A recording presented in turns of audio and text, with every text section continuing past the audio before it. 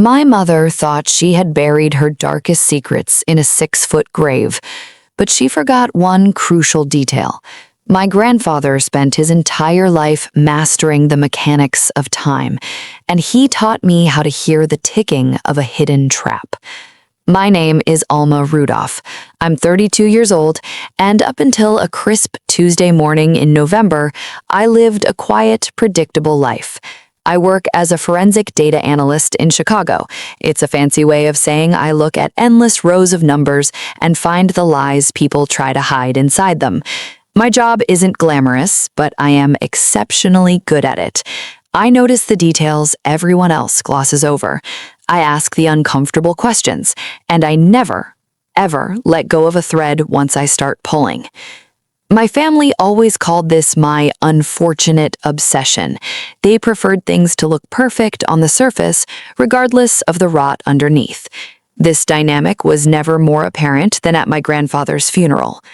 Arthur Rudolph was a master horologist, a watchmaker. For 50 years, he owned a small, dusty shop where he repaired antique timepieces. He was a man of infinite patience, precise movements, and quiet observation. He lived in a modest, creaky house in the suburbs, wearing the same tweed cardigans, driving a car that predated the internet. Everyone assumed he was just a simple, sweet old man living on Social Security. That was certainly the narrative my mother, Evelyn, sold to the world. Evelyn orchestrated his funeral the way a politician runs a campaign. It was cold, efficient, and entirely focused on optics. 30 minutes for the service, 45 minutes for the reception, catered by an expensive firm that served food nobody actually wanted to eat. There were no lingering hugs, no genuine tears. My mother has always viewed raw emotion as a liability. My brother, Julian, arrived 45 minutes late. He walked in wearing a bespoke suit that cost more than my entire apartment's rent, checking his smartwatch and complaining about the lack of premium parking. Julian is a venture capitalist, a crypto entrepreneur, and a man who believes his net worth is his personality. During the reception, he barely looked at the casket. Instead, he stood in the corner, networking with my mother's affluent friends, his eyes darting around the room like a shark looking for a meal. I stood by the floral arrangements, watching my own family perform their fabricated grief, and my mind drifted back to Arthur. When I was 9 years old, sitting in his shop surrounded by hundreds of ticking clocks, he handed me a magnifying loupe. He told me to look inside a broken pocket watch. "Alma," he said, his voice a low, soothing rumble. "People only see the face of the watch. They see the hands moving and think they understand time. But the truth is in the gears. The truth is hidden in the dark, where the friction happens. Never trust the face. Always check the gears." I didn't understand the profound weight of that lesson until 2 weeks before he died. I had visited him at his house. His body was frail, but his mind was as sharp as a diamond-tipped drill. When I sat beside his bed, he grabbed my wrist with a sudden, desperate strength. He pulled me close, his breath shallow. "The grandfather clock, Alma," he whispered, his eyes burning into mine. "The one in my workshop. Check the counterweight. Only you. Do not tell your mother. Do not tell Julian. Promise me." I promised. I thought it was the rambling of a dying man, but I promised. The day after the funeral, the family gathered at Arthur's house. Evelyn was already walking through the rooms with a clipboard, tagging furniture for an estate sale. She was calculating profit margins, while the scent of my grandfather's pipe tobacco still hung in the air. Julian trailed behind her, casually mentioning that they should bulldoze the property and sell the lot to a developer friend of his. I slipped away. I walked down to the basement, into Arthur's workshop. It was a sanctuary of brass, springs, and gears. In the corner stood his pride and joy, a massive 19th century grandfather clock. My heart hammered against my ribs as I approached it. I opened the heavy glass door. Inside, the brass pendulums hung still. I reached for the heaviest counterweight. It felt normal to the touch, but when I twisted the bottom finial, it gave way. The bottom unscrewed. Inside the hollowed-out weight was a small, tightly sealed metal cylinder. I took it and retreated to a quiet corner of the basement. Inside the cylinder was a single, heavy brass key and a note written in Arthur's precise, architectural handwriting. It read, "First National Depository, Vault 814. Trust no one but yourself, Alma. The gears are broken. It is time to fix them." I didn't tell a soul. I took the key, shoved it deep into my coat pocket, and left the house. Working in forensic data teaches you that when someone goes through great lengths to hide something, the people closest to them are usually the reason why. The next morning, I took a personal day from work. I drove to the First National Depository, a highly secure, private vault facility downtown. I presented the key, my ID, and Arthur's death certificate. The manager, a stern-faced man named Mr. Vance, checked the system. His brow furrowed. "Miss Rudolph," he said, his voice tight, "your grandfather set very specific, highly unusual parameters for this vault. It was only to be opened upon proof of his passing, and only by you. Furthermore, it triggers an automatic legal notification to his private attorney." He led me down into the sterile, steel-lined underbelly of the building. He unlocked the box and left me alone in a private viewing room.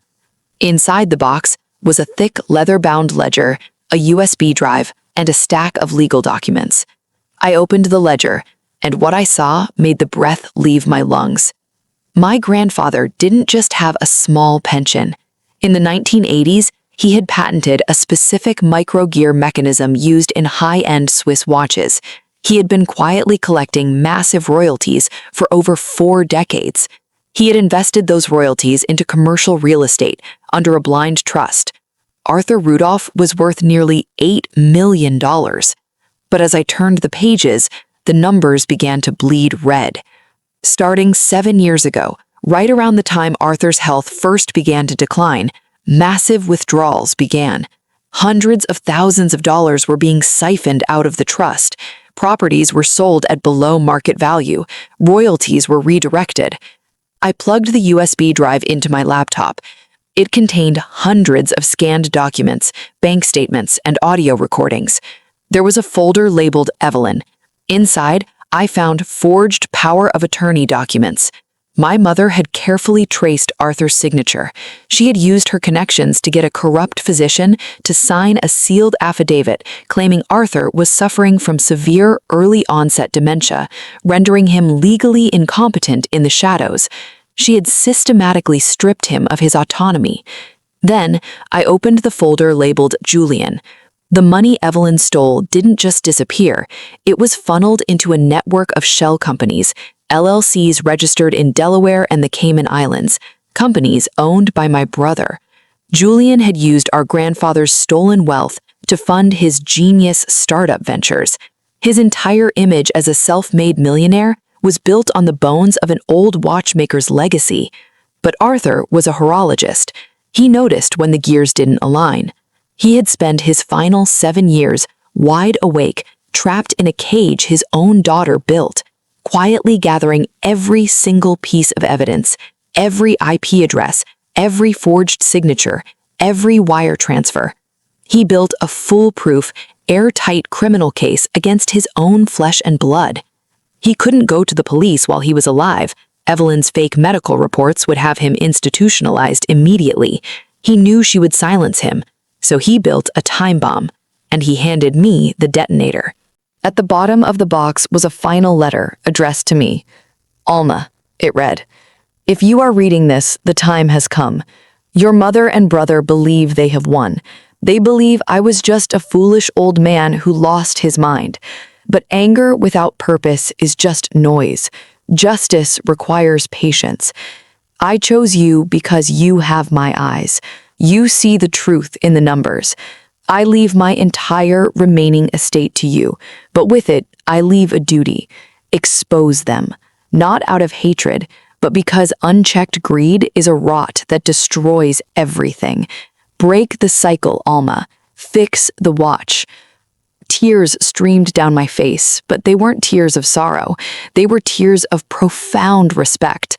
My grandfather had sacrificed his final years in silent suffering just to make sure his abusers would never get away with it. I didn't confront them. Revenge, I realized, is a dish best served legally, methodically, and with devastating precision. I spent the next 3 weeks pretending everything was fine. I went to Sunday dinners, I sat across the table from Evelyn as she complained about the cost of property taxes. I listened to Julian brag about his latest crypto acquisition. Every time they smiled, I looked at their faces, but in my mind, I was already taking apart their gears. I took Arthur's evidence to a federal prosecutor who specialized in high-level financial fraud and elder abuse. Because I am a data analyst, I had already organized the evidence into an undeniable, mapped-out forensic timeline. The prosecutor didn't just have a case, she had a guaranteed conviction handed to her on a silver platter. The takedown was a synchronized masterpiece. It happened on a Thursday night, during a charity gala Evelyn was hosting to raise her social profile. I wasn't there, but I read the police report. Federal agents walked right through the grand ballroom doors. In front of the mayor, wealthy socialites, and every prominent figure in the city, they read Evelyn her rights. They charged her with felony elder abuse, massive wire fraud, and forgery. Her perfectly curated mask shattered in front of everyone's opinion she valued. At the exact same moment, agents raided Julian's penthouse downtown. They seized his servers, his ledgers, and froze every single one of his accounts. The self-made genius was dragged out in handcuffs, exposed as nothing more than a glorified money launderer. The trial was brief because there was nothing to debate. Arthur's documentation was flawless. My mother tried to play the victim, crying on the stand, claiming she was just trying to manage her sick father's estate. But the prosecutor played the audio recordings Arthur had hidden, recordings of Evelyn explicitly threatening to put him in a rundown state facility if he didn't sign checks over to her. Evelyn was sentenced to 9 years in federal prison.